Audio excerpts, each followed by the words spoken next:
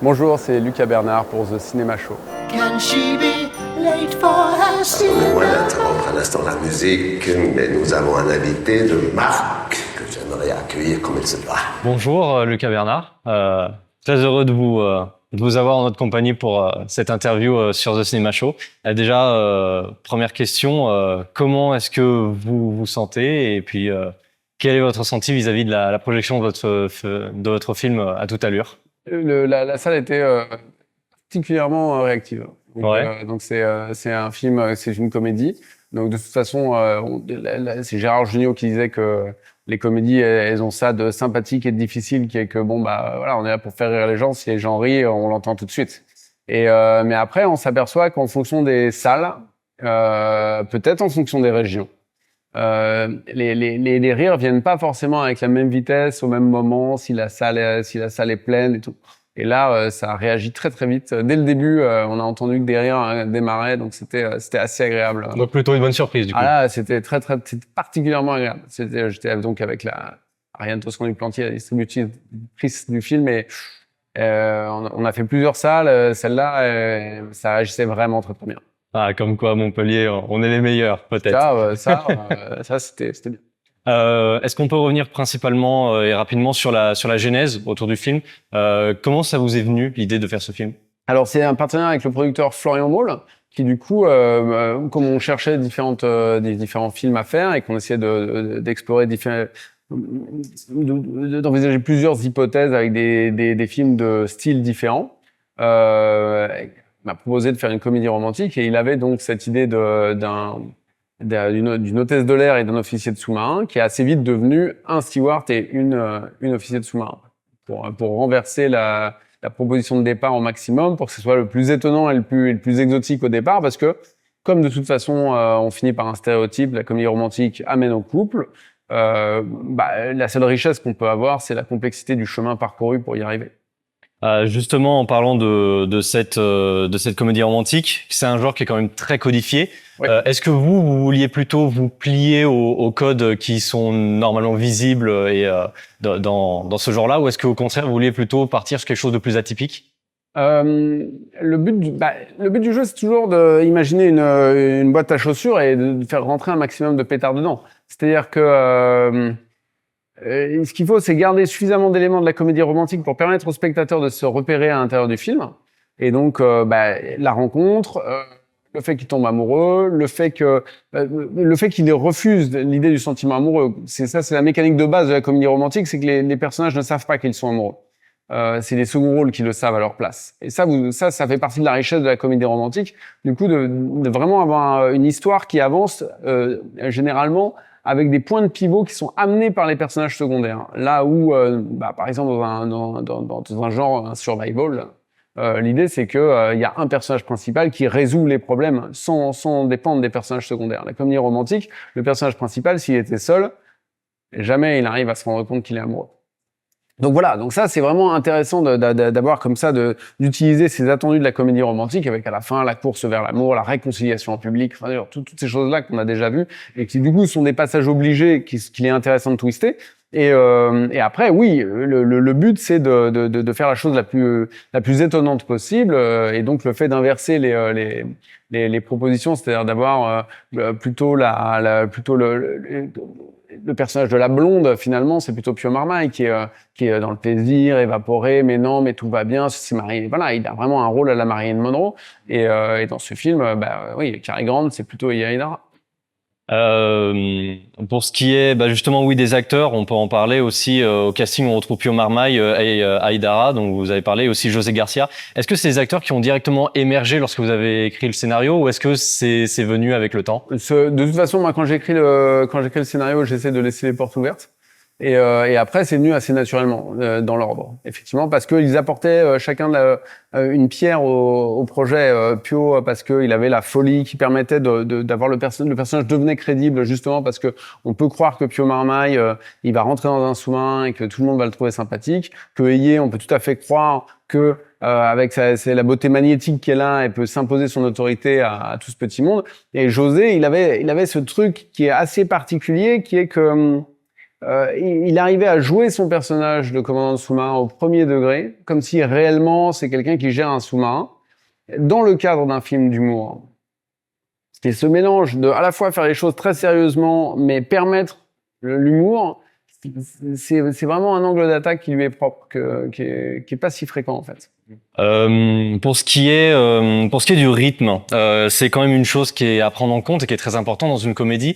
Selon vous, c'est quoi les ingrédients qui font une bonne comédie? Alors moi du coup, comme j'ai un passif d'assistant opérateur, moi j'avais été assistant opérateur avec Colin Serrault. Et il y a une chose qu'on pouvait apprendre avec Colin Serrault, c'est que ça pouvait aller plus vite. C'est que elle poussait toujours au maximum la comédie pour que le texte parte le plus vite possible jusqu'à la limite d'élocution de l'acteur et donc d'un certain point de vue la limite du spectateur derrière. Il y avait déjà ça avec Howard Hawks dans L'Impossible Monsieur Bébé. C'est quand même c'est vraiment des comédies qui vont très vite, quoi, où les balles elles fusent, quoi. Donc c'est sûr que la vitesse c'est plutôt un atout en comédie. En jeu d'acteur aussi, à mon avis. Mais en comédie, il y a un truc comme ça dans le fait d'aller vite, dans le fait de constamment prendre un raccourci qui permet à l'histoire de prendre le spectateur de vitesse, sachant qu'on a des spectateurs qui sont quand même suréduqués. Ils ont tous vu, je sais pas combien de centaines de films. Donc c'est difficile de surprendre un spectateur. Surtout dans un festival comme le Cinémed où on regarde beaucoup de films. Tout à fait. Ouais. Et du coup, le fait de miser sur la vitesse, ça permet constamment de garder une petite longueur d'avance, un petit contre-pied sur le spectateur. Et moi, je pense effectivement que la surprise est un élément d'humour, en fait. Les gens rient d'autant plus de bon cœur quand ils sont surpris, quand il y a un truc qu'ils n'ont pas vu venir. Il y a une espèce de point commun comme ça entre le suspense et la comédie sur le fait de prendre un peu le spectateur de vitesse. Pour ce qui est de l'humour, justement, l'humour il passe beaucoup par les bruitages, par les gags. Ouais. On voit aussi beaucoup de glissades. C'est quoi votre rapport justement à cet humour qui fait presque cartoonesque?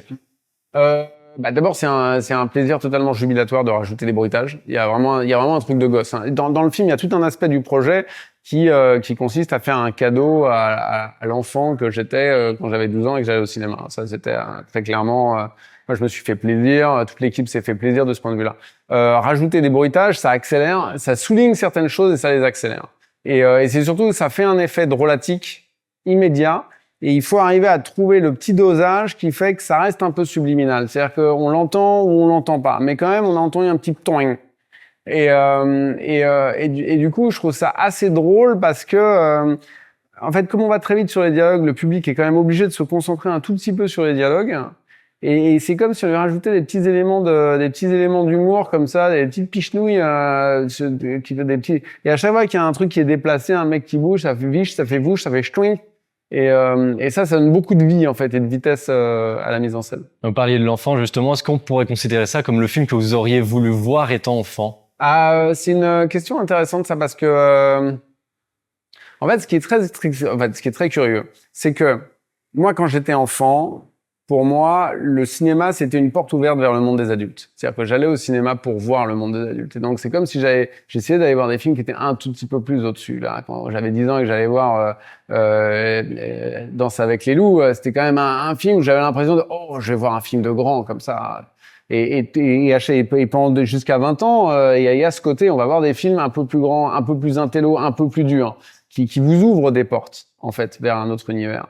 Jusqu'au moment où, bon, inexorablement, vous finissez par être vieux et d'âge canonique, et où là, du coup, vous ne pouvez pas être plus adulte que vous ne l'êtes. Et du coup, le cinéma, tout d'un coup, devient une fenêtre inverse qui permet de vous ramener vers l'enfance. Et dites, si seulement je pouvais ressentir l'excitation que j'avais quand j'allais voir Robin des Bois, Prince des voleurs et tout, que je trouvais ça super.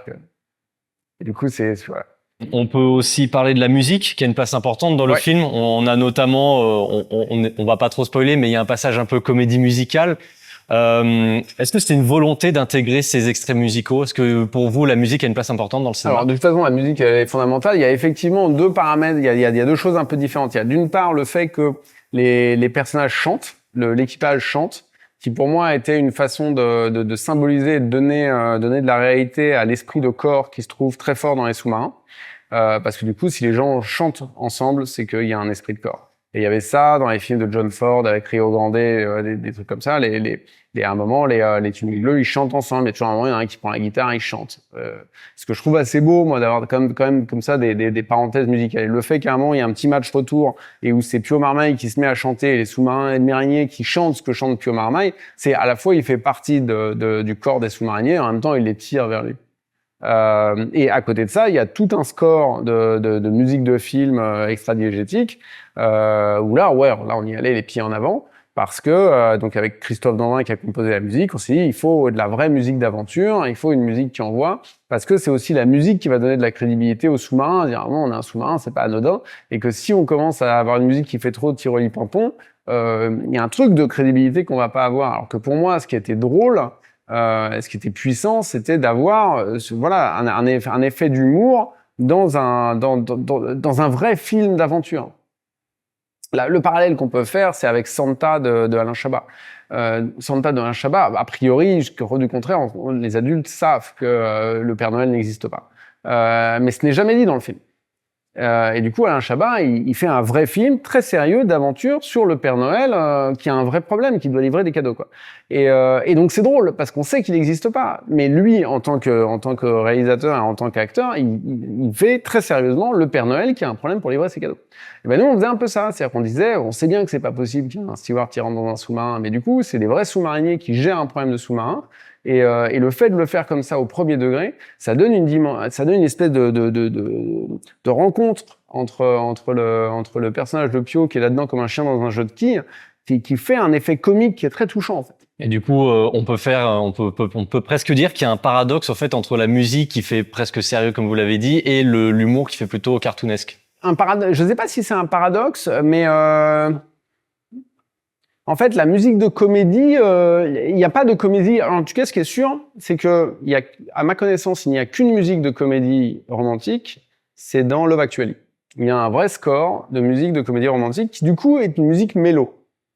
Sinon, la plupart du temps, quand vous êtes dans des films de comédie romantique, vous avez des tubes de pop qui passent. C'est plutôt des compiles, en fait. Et du coup, le fait là de dire non mais il faut vraiment envoyer sur une vraie musique de film, moi je trouvais que c'était une solution honorable et porteuse. Ouais. Et on va terminer par la question un peu habituelle qu'on a dans The Cinema Show. Est-ce qu'il y a un film qui vous a particulièrement touché, qui vous a ému, que ce soit au cinéma ou à la maison, et que vous aimeriez éventuellement recommander? Oula, récemment ou en général? Ouais, récemment, le plus récemment éventuellement que vous ayez vu. Ça c'est faux. Attendez. Alors, je suis très embarrassé parce que comme j'ai fait un film qui dure 1h20, ouais. Je passe ma vie dans les cinémas, mais je ne peux voir que des bouts de films d'1 heure. Donc, j'arrive pas à voir des films en entier en ce moment. Donc là, je suis pas à la pointe de ma cinéphilie. Et puis, ça fait 3 mois qu'il n'y a rien qui est sorti. J'aurais du mal à répondre à votre question là tout de suite. Ouais. Ouais, je peux vous conseiller Les Copains de Yves Robert, mais ça nous ramène quand même à 1958. Ah, si c'est un film que vous avez vu récemment, ça compte aussi. Non, dans tous les cas. Non, c'est un très très vieux truc, je le connais par cœur. Allez, Le Dernier des Mohicans de Michael Mann. Toujours revoir Le Dernier des Mohicans de Michael Mann. C'est un film qui est pas très connu, il faut faire ça. Bon écoutez, moi je l'ai jamais vu donc. Faites ça, regardez et voilà la mécanique de quel est l'objet de l'érotisme dans Le Dernier des Mohicans de Michael Mann, et puis surtout là où ça nous ramène à ce qu'on fait, c'est que c'est une musique qui est incroyable. Et si on a l'occasion de se revoir, peut-être que j'en discuterai avec vous. Avec plaisir. Merci beaucoup en tout cas d'être venu. On rappelle évidemment que votre film sort le 6 novembre au cinéma officiellement. Et puis merci d'être venu. Merci à vous. Voilà. Can she be late for her cinema?